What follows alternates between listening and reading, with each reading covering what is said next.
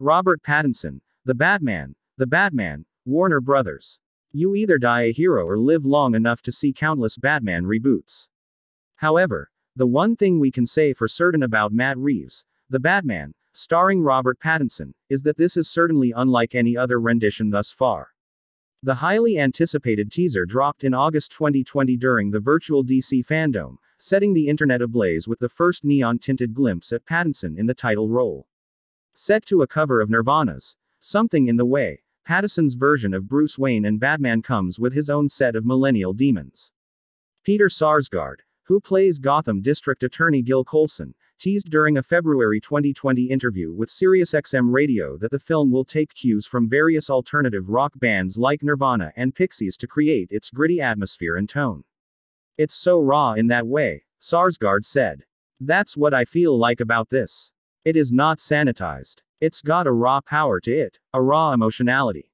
The casting of Zoe Kravitz as Catwoman, Colin Farrell as the Penguin, and Paul Dano as the Riddler only added to the next general theme.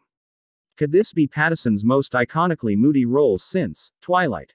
We kid. Alas, Pattinson has masterfully displayed his intense vulnerability on-screen in indie favorites like The Lighthouse and Good Time, which no doubt ultimately led him to portray The Dark Knight.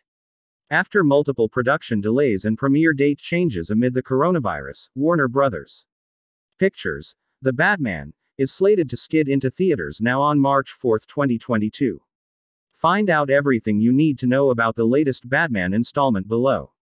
The Batman will not be an origin story. Director Matt Reeves stated in April 2020 that fans should not expect to see a young, orphaned Bruce Wayne find his calling in The Batman. In fact, the film is not an origin story at all. The thing I related to in the Batman story is that he isn't a superhero in the traditional sense, Reeves explained.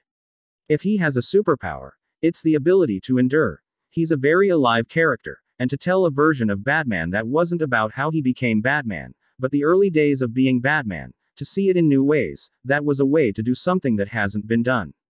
Reeves' cinematic influences for The Batman include Chinatown, The French Connection, and Taxi Driver. The War for the Planet of the Apes. Director co-wrote the script with Mattson Tomlin, and The Batman features cinematography from Oscar-nominated DP Greg Fraser, who also shot Denis Villeneuve's upcoming Dune, as well as Lion and Rogue One, a Star Wars story. Reeves pitched The Batman as a very psychological exploration of the corruption behind Gotham City. I wanted to do not an origin tale, but a tale that would still acknowledge his origins, in that it formed who he is, Reeves said to Nerdist in April 2020. Like this guy, he's majorly struggling, and this is how he's trying to rise above that struggle. But that doesn't mean that he even fully understands, you know. It's that whole idea of the shadow self and what's driving you, and how much of that you can incorporate, and how much of it you're doing that you're unaware of. The intersection of politics, crime and crumbling trust in government also felt timely to the director. I think it always does. There's almost no time when you can't do a story about corruption, Reeves concluded. But today, it still seems incredibly resonant and maybe, from my perspective, maybe more so than maybe at other times. Ben Affleck was first linked to The Batman. Previous Batman Ben Affleck was supposed to be involved in The Batman, and not just to play Bruce Wayne but co-write the script and also direct. However, the Oscar winner stepped away from his directing duties on the project in 2017, vowing to stay on as a producer and star. It has become clear that I cannot do both jobs to the level they require, Affleck told Variety at the time. Together with the studio, I have decided to find a partner in a director who will collaborate with me on this massive film. I am still in this, and we are making it. Matt Reeves was announced soon thereafter as the new director, and Affleck's script was massively reworked. If they want me to get involved, then I have to do it in a way that I feel like I understand, or I won't do a good job, Reeves revealed to MTV's Happy Sad Confused podcast, via THR. I have to understand it emotionally. By January 2019, Affleck had fully parted ways with The Batman, and Reeves announced he would handpick Gotham's new Caped Crusader. How Robert Pattinson became Batman. By May 2019, Robert Pattinson had officially joined the ranks of Affleck, Val Kilmer, George Clooney, Michael Keaton, and Christian Bale as Batman.